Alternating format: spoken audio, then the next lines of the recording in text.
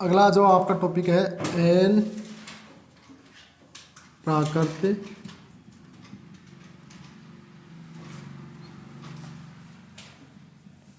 संख्याओं का योग।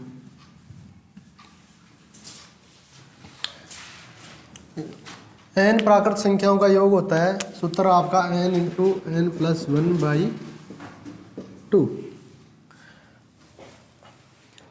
कोई प्रश्न मिलेगा आपको n प्राकृत संख्याएं, जैसे 10 प्राकृत संख्याएं, 15 प्राकृत संख्याएं, 20 प्राकृत संख्याओं को जोड़ना आपको। जैसे 10 प्राकृत संख्याओं को जोड़ना है, इसका मतलब 1 2 3 4 5 6 7 8 9 10, शुरू की 10 प्राकृत संख्या होगी। 10 तक की संख्याओं को जोड़ोगे आप, तो 1 में 2 जोड़ो, फिर 3 जोड़ो, फिर 4 जोड़ो, ऐसे 10 तक जोड़ दोगे।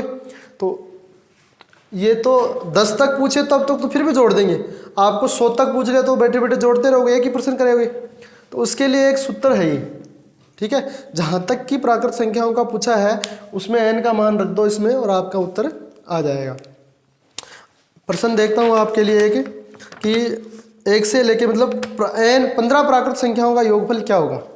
क्वेश्चन है 15 प्राकृत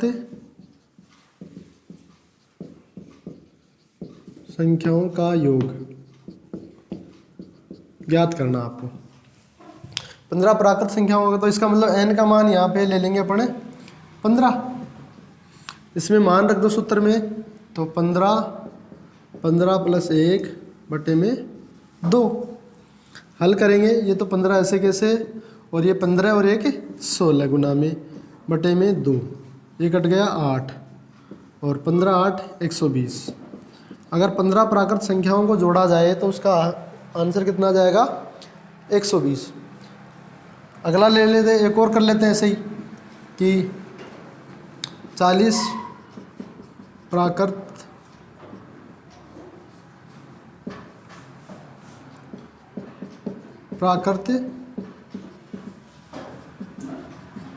संख्याओं का योग। 40 प्राकृत संख्याओं का योग ले रहे, इसका मतलब n बराबर कितना ले लेंगे अपन 40 ले लेंगे। यही सूत्र है आपका 40 और 40 प्लस 1 बटे में 2, ये कट गया 20, तो ये हो गया 41। 20 इंटू 41, 41 जीरो तो ऐसे कैसे आ जाएगा, 41 दूनी 82, तो ये इसका आंसर हो गया 820।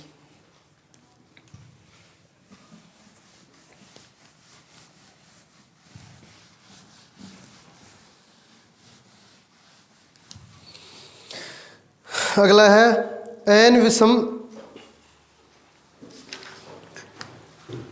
a से b तक की लगातार संख्याओं का योग।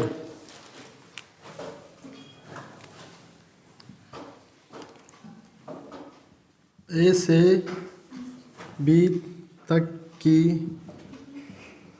लगातार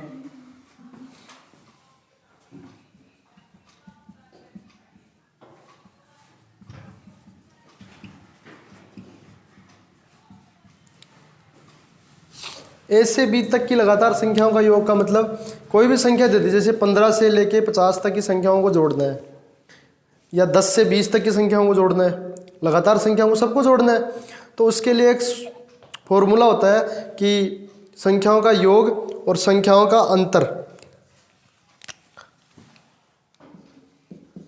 योग और अंतर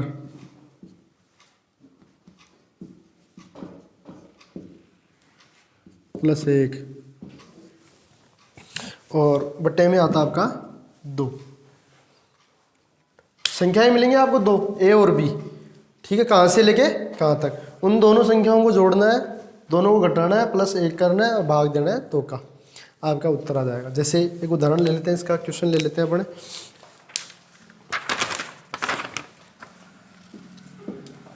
क्वेश्चन है आपका 8 से 22 तक की लगातार संख्याओं का योगफल ज्ञात कीजिए। 8 से 22 तक की लगातार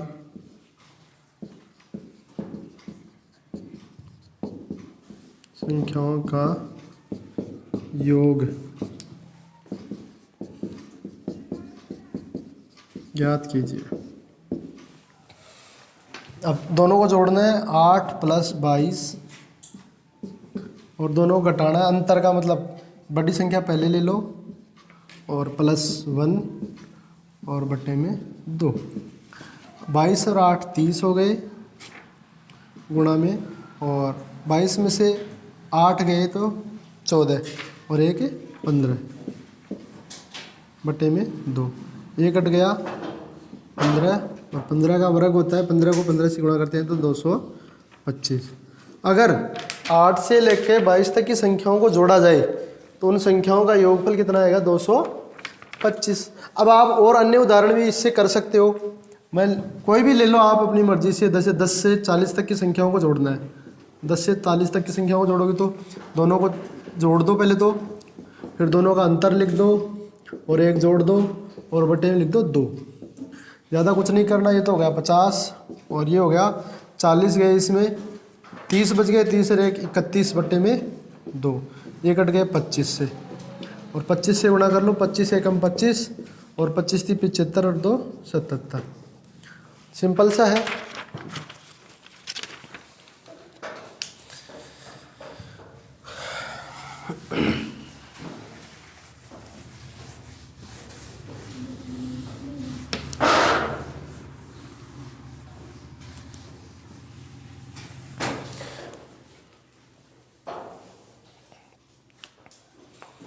अगला टॉपिक है लगातार n सम संख्याओं का योग।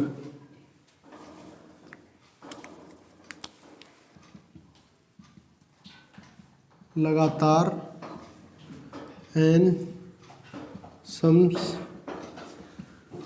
संख्याओं का योग। n सम संख्याओं का योग होता है n × n + 1। n सम संख्याओं का योग मतलब कहाँ तक? 50 तक, 40 तक, 30 तक, 20 तक। तो क्वेश्चन है आपका कि लगातार 50 सम संख्याओं का योग ज्ञात कीजिए। लगातार 50 सम संख्याओं का योग ज्ञात कीजिए। क्या होगा? n का मान आपको क्या लेना है? 50। n बराबर ले लो आप 50। 50 तक की सम संख्याओं को ज्ञात करना है, तो यहाँ तो 50 और अंदर 50 + 1, मतलब जहाँ तक की पूछे उसको अगली संख्या से गुणा कर दो, उसी की अगली संख्या से, सीधा सा है। तो 50 × 51, 0 का तो 0 आ जाएगा, 5 एकम 5 और 5m 25। अब यहाँ किसी का भी पूछे 25 का पूछे, 25 सम संख्याओं का योग याद करो, तो वही 25 गुणा उससे अगली संख्या 25 + 1 कर देंगे। इसका मतलब 25 गुणा 26 से गुणा करना आपको इसको। 25 की 150 हासिल की 15, 25 दूनी 50 और 15 65। ये आपका हल हो गया।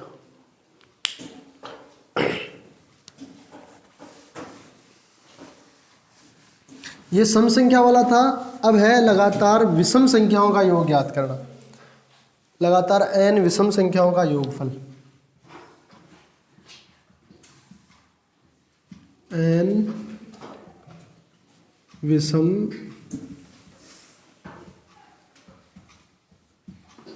संख्याओं का योगफल। लगातार n विषम संख्याएं मतलब जैसे 2, 4, 6, 8, 10, 12, इनको जोड़ना है। अब प्रश्न में मिलेगा कहाँ तक जोड़ना है, कितनी विषम संख्याओं को जोड़ना है। जैसे सम संख्याओं को जोड़ा था वैसे विषम संख्याओं को जोड़ना है, और कितनी विषम संख्या है कितनी सम संख्या, ये n का मान बताएगा आपको, यह आपको क्वेश्चन में मिलेगा। तो लगातार n विषम संख्याओं का योगफल होता है आपका n², n का वर्ग। जो भी संख्या दे रखी है इसको क्या करना है आपको, उसका वर्ग करना है। क्वेश्चन आपका है कि 15 विषम संख्याओं 15 लगातार विषम संख्याओं का योग ज्ञात करो। तो बस करना कुछ नहीं, 15 का क्या कर दो आप, n का मान 15 तो है ही, और 15 का वर्ग कर दो, 15 का वर्ग होता है 225, 15 का वर्ग होता है 225। इसके बाद है n प्राकृत संख्याओं के वर्गों का योग।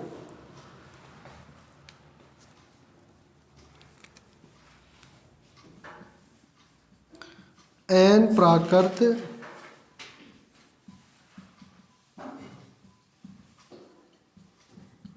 संख्या के वर्गों का योग। n प्राकृत संख्या के वर्गों का योग क्या होता है, n into n plus one two n plus one बटे 6। n प्राकृत संख्या के वर्गों का योग, जैसे n प्राकृत संख्या के वर्गों का या क्या होगा, 1 का वर्ग, 2 का वर्ग, 3 का वर्ग, 4 का वर्ग, 5, इन संख्याओं को जोड़ना है, इनका वर्ग कर करके क्या करना है, जोड़ना है। अब कहाँ तक जोड़ना है ये प्रश्न में मिलेगा।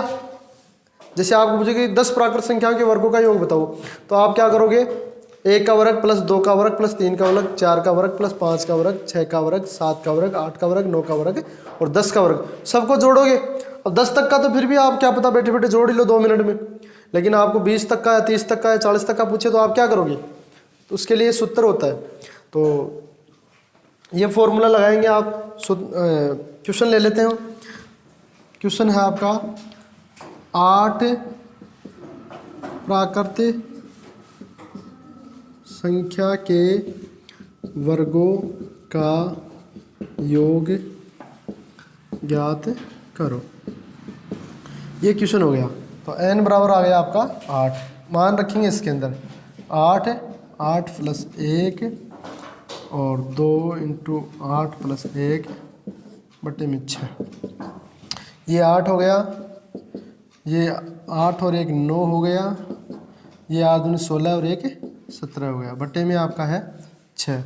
अब ये जो कट रहा है तो काट देंगे, 3 2 से कट रहा है, 2 तिया 6, 2 चौके 8, 3 एकम 3, 3 तिया 9, बाकी वो गुणा कर लेंगे, 4 तिया 12, 12 को 17 से करेंगे, 17 दूनी 34 और 17 एकम 17 और 1 17 और 3 20, यह आ जाएगा आपका 204।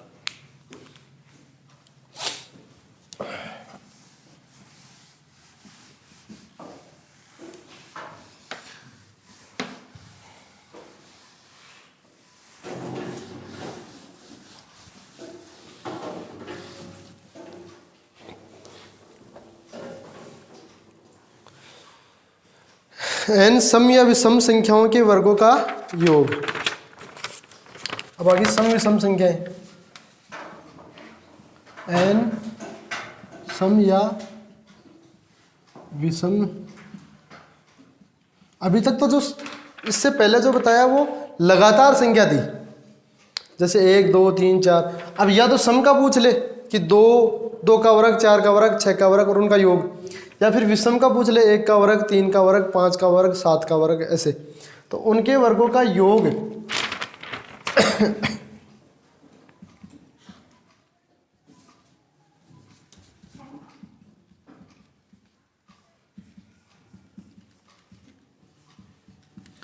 इनके वर्गों का योग क्या होगा,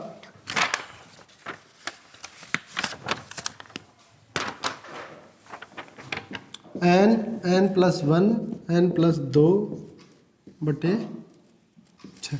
इससे पहला जो सूत्र आया था उसमें n प्लस 1, यहाँ 2n प्लस 1 था और इसमें है n प्लस 2 n प्लस 2, तो ये यहाँ पे कंफ्यूज मत हो जाना, इससे उससे अलग है, ये थोड़ा सा यहाँ पे अलग है, बाकी सेम है।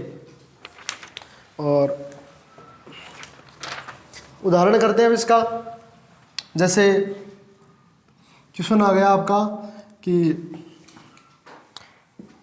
15 तक विषम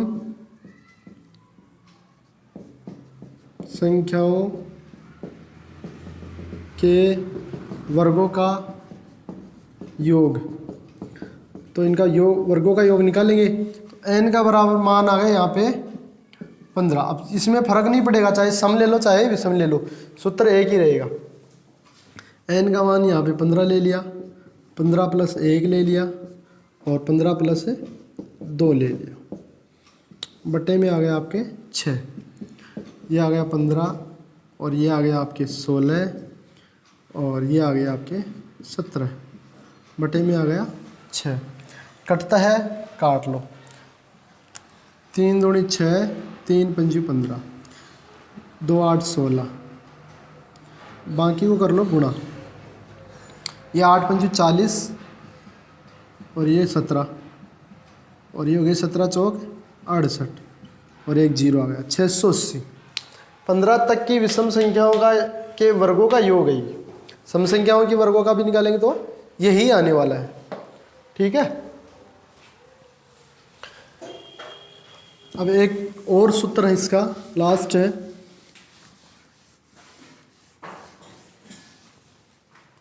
n प्राकृत संख्याओं के घनों का योग।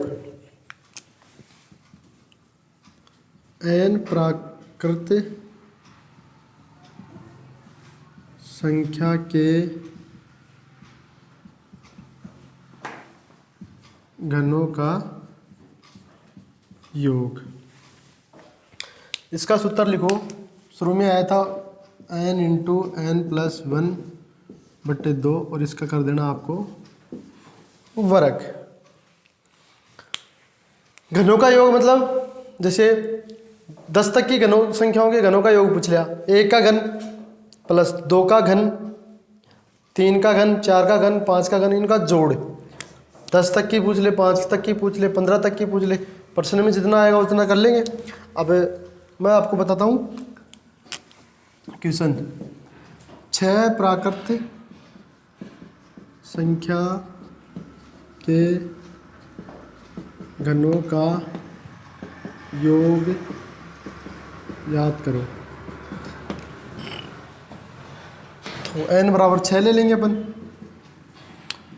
तो यहाँ पे 6 प्लस 1 बटे 2 और इसका कर देंगे आपका लास्ट में वर्ग।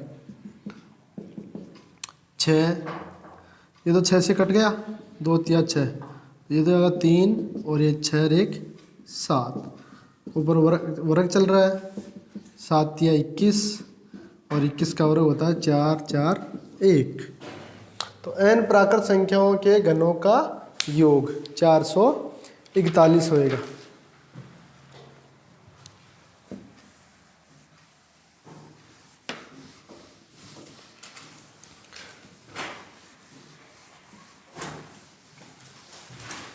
अब पीछे कुछ संख्याओं के बारे में मैं बता देता हूँ जो रह गई।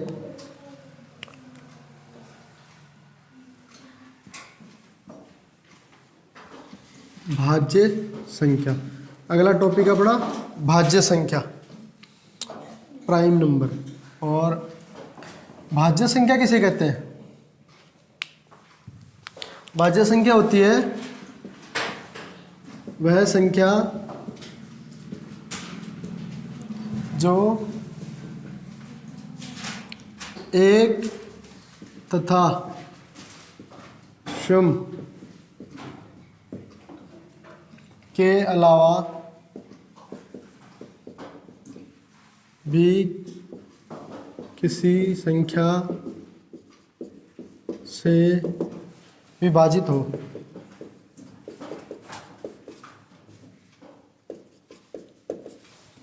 एक और स्वयं के अलावा भी किसी और संख्या का भाग चला जाए। यदि संख्या में एक के और एक के अलावा किसी संख्या का भाग चला जाए तो वह संख्या कौन सी होती है?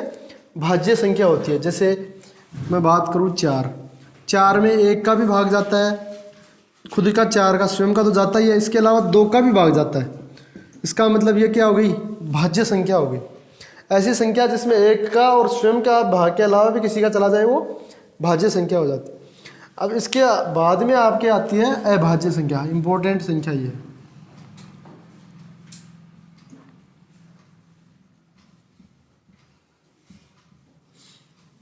अभाज्य संख्या, अभाज्य संख्या होती है जो एक और स्वयं के अलावा किसी से भी भाग नहीं जाता हो, जिसमें या तो 1 का जाएगा या खुद संख्या का जाएगा, इसके अलावा किसी का भी भाग नहीं जाएगा। ऐसी संख्या को अभाज्य संख्या कहते हैं। जैसे उदाहरण के लिए अभाज्य संख्याएं होती हैं 2, 3, 5, 7, 11, 13, 17, ये चलती जाती है। ये ऐसी संख्या है जिनमें या तो एक का भाग जाता है या खुद का जाता है। इसके अलावा ये अन्य किसी संख्या का से विभाजित नहीं होती। जैसे 5 में है 1 का और 5 का भाग चला जाएगा, इसके अलावा किसी संख्या का भाग नहीं जाएगा। 7 है, 7 में किसी और संख्या का भाग नहीं जाता, या तो 1 का जाता है या खुद का जाता है। तो ऐसी संख्याओं को अभाज्य संख्या कहते हैं। और एक इसमें इम्पोर्टेंट है 2 है एकमात्र सम संख्या, एकमात्र सम अभाज्य संख्या है। ऐसी कोई और अभाज्य संख्या नहीं है जो सम हो, सम भी हो और अभाज्य भी हो। इसके अलावा सभी संख्याएं जितनी भी आएंगी आगे सब विषम संख्या ही होंगी। 2 इसमें अभाज्य संख्या है। देखो भाज्य संख्या 4 से शुरू होती है, अभाज्य संख्या 2 से शुरू होती है। एक कहीं नहीं आई। एक जो है आपसे प्रश्न पूछ लिया जाए कि एक क्या है, एक भाज्य है या एक अभाज्य है, एक को आप क्या कहोगे? एक न तो अभाज्य होती है और न ही भाज्य। एक किसी भी संख्या के अंदर काउंट नहीं होगी। अपन यूँ नहीं कह सकते कि इन संख्याओं के अलावा सभी संख्या भाज्य होती है। भाज्य तो होती है लेकिन एक उसमें नहीं आता, तो एक को न भाज्य में काउंट करते हैं न ही अभाज्य में। अब प्रश्न आपका ये है कि 0 से लेके 50 तक 9 अभाज्य संख्याएं होती हैं। सॉरी 25 तक, और 25 से या 26 से लिख लो 50 तक 6 अभाज्य संख्याएं होती है। इसका मतलब 0 से लेके 50 तक कितनी हो गई टोटल? 15 अभाज्य संख्या होगी। और 50 से आगे की बात करूं मैं, 51 से 100 तक 10 अभाज्य संख्या होती है। ये डायरेक्ट प्रश्न आते हैं भाई। 0 से 25 तक 9 अभाज्य संख्या, ये संख्याएं 1, 2, 3, 4, 5, 6, 7 तो ये आएगी। और फिर इसके बाद में 19, 23, 1, 2, 3, 4, 5, 6, 7, 8, 9, 25 तक तो ये होती हैं। इसके बाद में 26 से लेके 50 तक 6 संख्याएं आएंगी, और 51 से लेके 100 तक 10 संख्याएं आएंगी। इसका मतलब 0 से लेके 50 तक 15 संख्याएं, और 0 से लेके 100 तक कितनी होगी टोटल? 25। 15 ये 10 ये, तो 25 अभाज्य संख्याएं होती हैं 0 से लेकर 100 तक।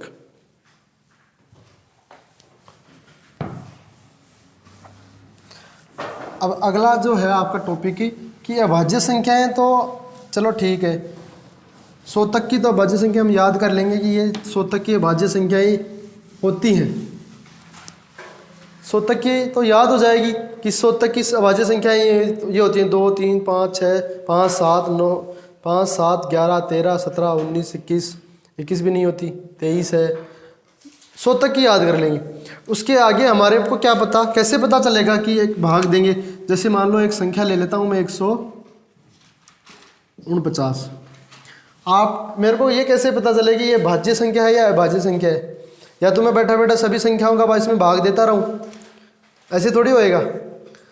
तो उसका कैसे पता चले कि ये संख्या भाज्य है अथवा अभाज्य? तो अभाज्य संख्या का पता लगाना अपना टॉपिक का नाम है अभाज्य संख्या का पता लगाना। बहुत शॉर्ट तरीका बताऊंगा आज मैं आपको कि कोई संख्या अभाज्य संख्या है या नहीं। तो इस 149 है, 149 से ठीक बड़ी संख्या का वर्ग संख्या कौन सी है? इससे ठीक बड़ी वर्ग संख्या है 169। 169 का वर्गमूल निकलता है कि नहीं निकलता? तो 169 का वर्गमूल कितना हो गया आपका? 13। 169 का वर्गमूल कितना हो गया? 13। इसका वर्गमूल 13 हो गया। और 13 से छोटी अभाज्य संख्या कौन कौन सी होती है? 13 से छोटी होती है 11, 7, 5, 3 और 2। ये तो 5 ही संख्याएं हैं। इन 5 ही संख्याओं का भाग इसमें देख लेंगे। अगर इन 5 संख्याओं का भाग इसमें चला गया किसी का भी 5 में से, तो ये संख्या हो जाएगी भाज्य। और इन 5 संख्याओं में किसी का भी भाग नहीं गया तो ये संख्या भाज्य नहीं होगी। चेक करते हैं। 2 की भाजकता का नियम बताया था, लास्ट में 0, 2, 4, 6, 8 होना चाहिए। इसमें लास्ट में 0, 2, 4, 6, 8 नहीं आ रहा, इसका मतलब 2 का तो इसमें भाग नहीं जाएगा। आगे चेक करते हैं 3 का। 3 की भाजकता का नियम बताया कि अंकों का योग करो, 9 और 4 13 और 1 14। 14 में 3 का भाग नहीं जाता, इसका मतलब इसमें भी 3 का भाग नहीं जाएगा। 5 का नियम बताया था, अंतिम में 0 या 5 आना चाहिए, इसका मतलब इसमें 5 का भी भाग नहीं जाएगा। 7 का चेक कर लो, 7 दूनी 14 और 7 एकम 7, पूरा भाग नहीं गया। 11 का चेक कर लो, 11 एकम 11, बच गए 3 और 11 या 33, बच गए 6, तो 11 का भी भाग नहीं जा रहा। मतलब इनमें से किसी भी संख्या का इसमें भाग नहीं गया, किसी का भी नहीं गया, तो इसका मतलब ये अभाज्य संख्या है। कैसी संख्या है बेटा? अभाज्य संख्या है, ये अभाज्य संख्या है। ये कैसे पता चला अपने को कि कोई भी संख्या ले, उससे अगली पूर्ण वर्ग संख्या है 169, जिसका पूरा वर्गमूल निकलता है इसके बाद में, तो उसका वर्गमूल निकाला 13, और 13 से छोटी अभाज्य संख्या लिख लेंगे, छोटी सी आएंगी, कमी आएंगी वो तो उनका भाग देके इसमें चेक कर लेंगे। सभी संख्याओं का इसमें भाग देकर चेक करने की ज़रूरत नहीं पड़ेगी। एक अन्य उदाहरण और ले सकते हैं, जैसे मैं ले लूँ 103। अब मेरे को चेक करना कि 103 अभाज्य संख्या है या भाज्य। तो इससे बड़ी पूर्ण वर्ग संख्या है 121। 121 का वर्गमूल होता है 11, और 11 से छोटी अभाज्य संख्याएं यहाँ लिख लो, जैसे 7, 5, 3 और 2। इसमें 2 का भाग नहीं जाता, 3 का भाग 3 और 1 4 नहीं जाता, 5 का भाग इसमें 5 0 नहीं है तो नहीं जाता, और 7 एकम 7 और 7 चौक 28, 7 का भी इसमें नहीं जा रहा। इनमें से किसी भी संख्या का भाग नहीं जा रहा, इसका मतलब ये क्या हो गई आपकी अभाज्य संख्या। तो इस विधि से आप, बहुत कम बताते हैं ये विधि, तो इस विधि से आप पता लगा सकते हो कि अभाज्य संख्या कैसे ज्ञात करते हैं, कैसे पता चले कि ये संख्या अभाज्य है या नहीं। बड़ी से बड़ी संख्या हो भले ही पता चल जाएगा आसानी से।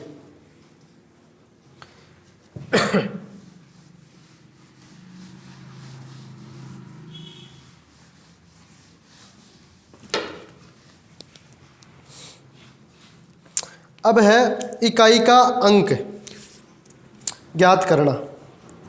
इकाई का अंक,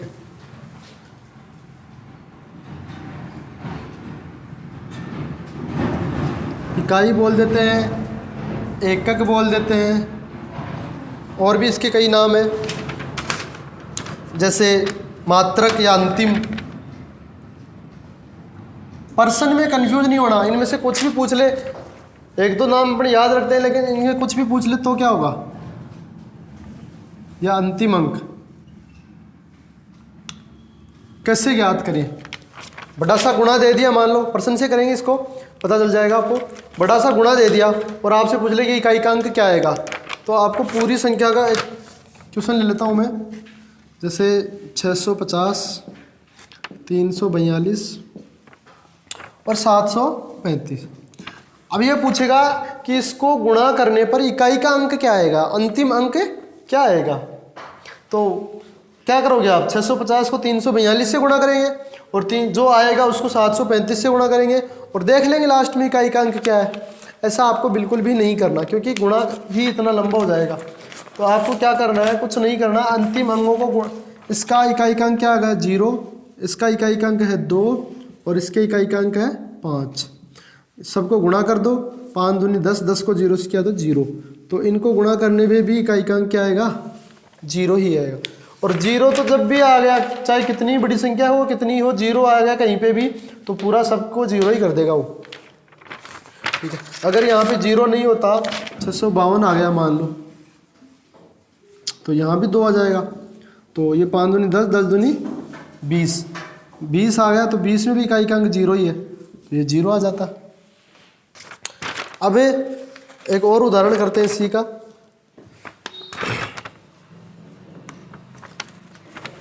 थोड़ा सा अलग ले लेते। और अगला उदाहरण इसका 426 की घात है 15, 712 की घात है 22 और 507 की घात है 34। अब आप क्या करोगे, ये तो बहुत लंबा हो गया कि 426 को कितनी बार गुणा करोगे, 15 बार गुणा करते जाओ। 712 को 22, ये तो निकालना ही संभव ही नहीं अपने लिए। तो क्या करें, ऐसे प्रश्न के लिए आपको एक स्पेशल चीज़ क्या है कि इनकी जो घात है उन घातों में 4 का भाग देना है। इसकी जो घात है उसमें किसका भाग देंगे, 4 का। 4 का भाग देने पर जो शेषफल बचे वो यहाँ पे इसके इकाई के अंक पे रखना है। तो इसमें 4 का भाग दिया 15 में, तो 4 तिया 12, 3 शेषफल बच गया। यहाँ तो बच गया 3, इसमें बचा 4 4 पंजे 20, 2 शेषफल बच गया। इसमें 4 8 32, इसमें भी 2 शेषफल बच गया। अब ये घात आपकी नई घात आ गई, नीचे वाली घात को छोड़ दो, नई घात आ गई 3 2 और 2। इकाई के अंक पर ये घात लगानी है, इकाई के अंक पर ये घात लगा लो, 2 पे 2 लगा दो और इधर 7 पर भी 2 लगा दो, बस काम हो गया। 6 का घन कितना होता है, 616।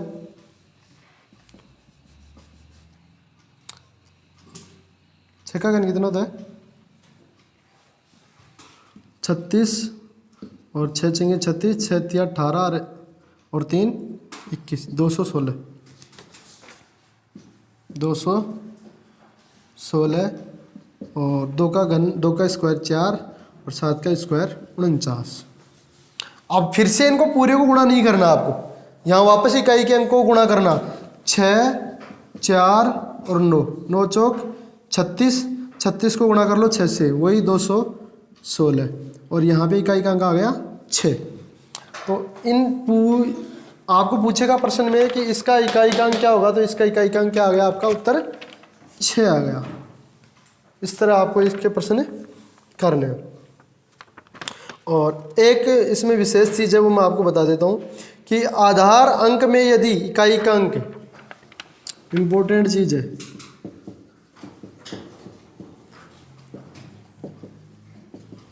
आधार अंक में यदि इकाई 0 1 5 या 6 आए तो इनमें से कोई आए तो अंक वही रहेगा, तो इकाई का अंक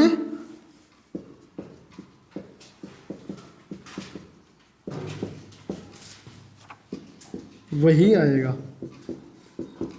उदाहरण से समझते हैं इसको, कोई भी ले लो, जैसे 5651, इसकी घात 17 है, या 665 16 घात है। तो आपको ज़्यादा कुछ नहीं देखना, आपको ये देखना है कि ये है आधार अंक। आधार अंक में अगर ये आ जाए इकाई की जगह पे 0 1 5 6, तो इसमें 1 आ गया, तो 1 आ गया तो ये घात आपको चेक ही नहीं करनी, इसका उत्तर 1 ही आएगा। इसमें 5 आ रहा है तो इसकी घात चेक नहीं करनी, आपको उत्तर डायरेक्ट ही 5 आ जाएगा। अगर इनमें से कोई आता है तो डायरेक्ट ही आप वही उत्तर हो जाएगा इसके अंदर। तो ये आपको ध्यान रखना। अगर यहाँ पे मान लो 5 6, तो इसको गुणा करने की जरूरत नहीं, लास्ट में 6 ही आना 6 ही है आपके।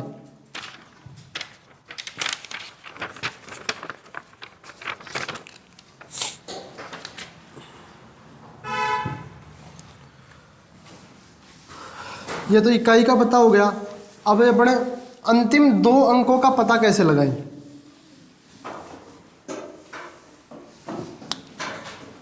अंतिम 2 अंक,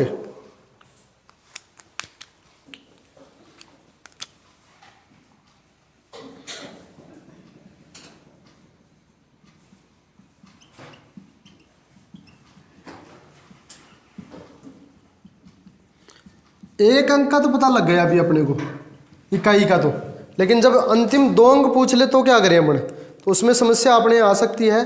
तो उसके लिए आपको एक परम मित्र अंक का पता, परम मित्र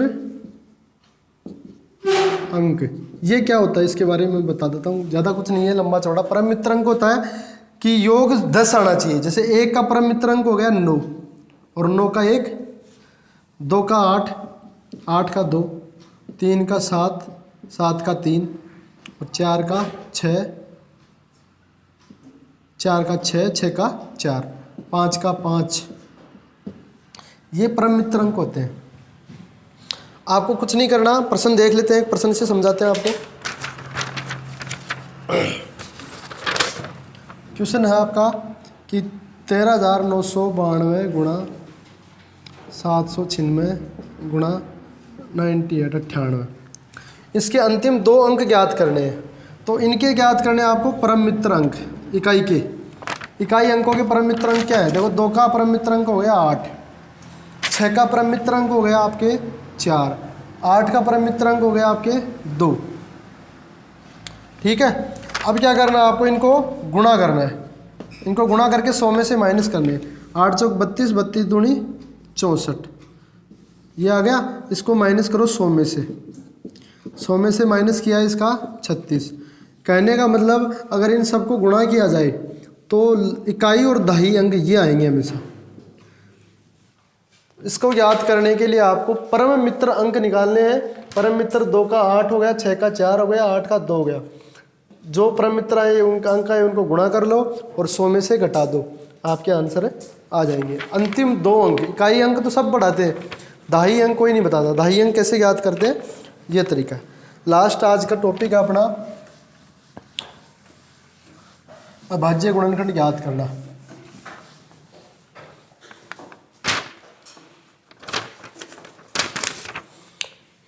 कुल अभाज्य गुणनखंड याद करना कि कुल कितने अभाज्य गुणनखंड होंगे।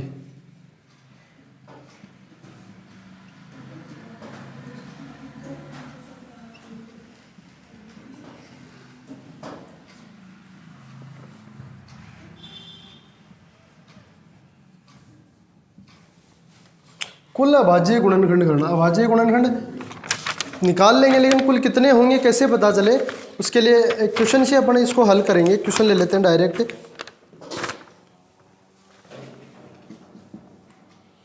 जैसे 22 की घात है 12, और 7 की घात है 8, और 18 की घात है 13। अभाज्य गुणनखंड के लिए तो पहले तो जो आधार है उनके अभाज्य गुणनखंड कर लो। इधर है 22, 22 का अभाज्य गुणनखंड होगा 11 गुणा 2, घात 12 चलेगी। 7 की अभाज्य संख्या स्वयं 7 ही है, और 18 के होंगे 2 गुणा 3 गुणा 3, ये हो गए इसके टुकड़े। इनके अभाज्य गुणनखंड कर लिए अपन ने आधार संख्याओं की। अब देखो 2 की घात काउंट करते हैं अपन। 2 की घात 12 तो ये रही, 2 की घात हो गई 12, और 2 की घात 13 ये रही, और 11 की घात 7 की लिख लो पहले, 3 की लिख लो, नहीं तो 3 की 13 ये रही, 13 ये रही, 3 की घात हो गई 26। इस पे भी 13 आएगा और इस पे भी 13 आएगा, 13 और 13 26 घात हो गई 3 की, और 7 की हो गई 8 घात, और 11 की हो गई 12 घात। 2 की ये भी जोड़ लो 25, 3 की घात 26, 7 की घात 8 है, और 11 की घात 12। कहने का मतलब इनके अभाज्य गुणनखंड बताने हैं आपको, कितने अभाज्य गुणनखंड होंगे। उसके लिए आप ने क्या किया, इनके आधार संख्याओं के गुणनखंड कर लिए, और आधार संख्याओं में जैसे 2 कितनी बार गुणा होएगा, वहाँ पे 25 बार आएगा 2, ऐसे 3 26 बार आएगा, 7 आएगा 8 बार, और 11 आएगा 12 बार। तो इनको जोड़ लेंगे, इनकी घातों को, डायरेक्ट घातों को जोड़ लो। 25 प्लस 26 प्लस 8 प्लस 12, 12 और 8 20 तो ये हो गए, और 51 ये हो गए, तो ये टोटल हो गए 71। तो 71 अभाज्य गुणनखंड होंगे ऐसे क्वेश्चन में। तो ऐसे कोई भी इसी तरह के कोई भी क्वेश्चन आए तो आप आराम से कर लेंगे।